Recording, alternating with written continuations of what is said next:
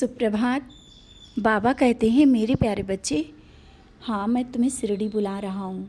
तुम शिरडी आना चाहते हो ना, और द्वारका माई में मेरे पास बैठना चाहते हो।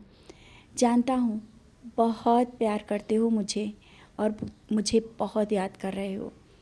मैं बुला रहा हूँ और सब इंतज़ाम कर दूँगा। तुम शिरडी आ रहे हो। शिरडी आने से पहले एक बात और है, मैं स्वयं आ रहा हूँ प्रसाद के रूप में शिरडी से। मैं तुम्हारे पास आ रहा हूँ क्योंकि जिस तरह से तुम बेताब हो मुझसे मिलने के लिए, मैं भी तो हूँ तुमसे मिलने के लिए। और जब तुम शिरडी आओगे ना, इस बार तुम्हें एक विशेष प्रसाद मिलेगा मेरी ओर से।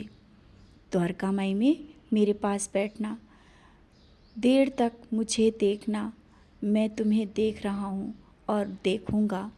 सब दुख परेशानियाँ जल्दी ही दूर हो जाएंगी, क्योंकि जानता हूँ परेशान हो, दुख हैं, परेशानियाँ हैं, कष्ट हैं।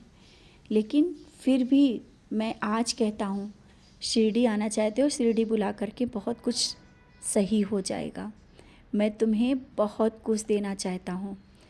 और जो एक तुमने बात मुझसे बोली है ना कि ये काम पूरा होने के बाद आऊँगा, हो सकता है बच्चे उससे पहले मैं तुम्हें बुला लाऊँ, क्योंकि जो चीज़ मैं देना चाहता हूँ वो पूर्ण आशीर्वाद के साथ मैं तुम्हें देना चाहता हूँ।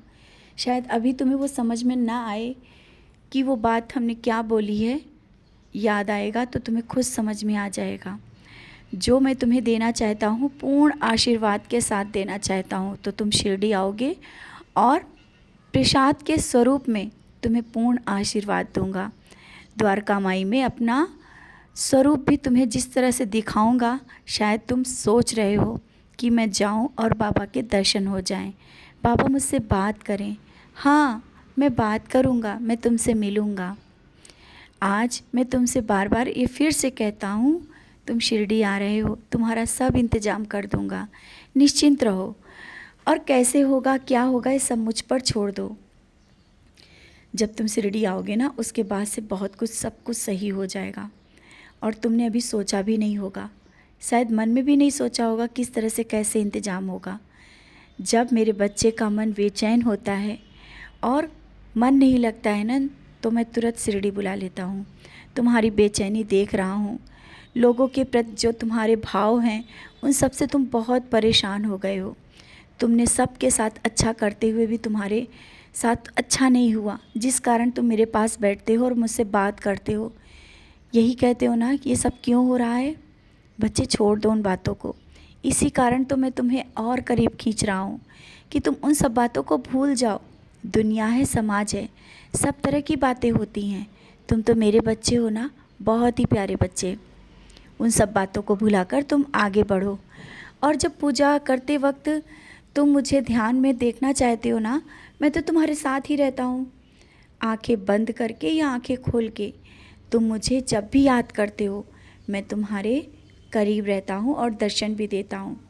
जैसा कि मैं कल जब तुम मुझे याद कर रहे थे ना, मैं तुम्हें दर्शन दे रहा था।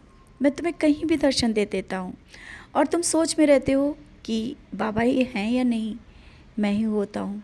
किसी से पूछने की ज़रूरत नहीं है और किसी से बताने की भी एक ज़रूरत नहीं है या नहीं, क्योंकि तुम्हारा मन कहता है ना कि मैं वहाँ पर हूँ, तो हाँ मैं वहाँ पर हूँ। अब तुम निश्चिंत रहो। बहुत सी चीज़ें हैं जो तुम लेकर के बहुत परेशान हो, दुविधा में पड़े हो, ये काम करें या ना करें। जो तुम्हारा मन कहता है वो करो, अपने मन की सुनो।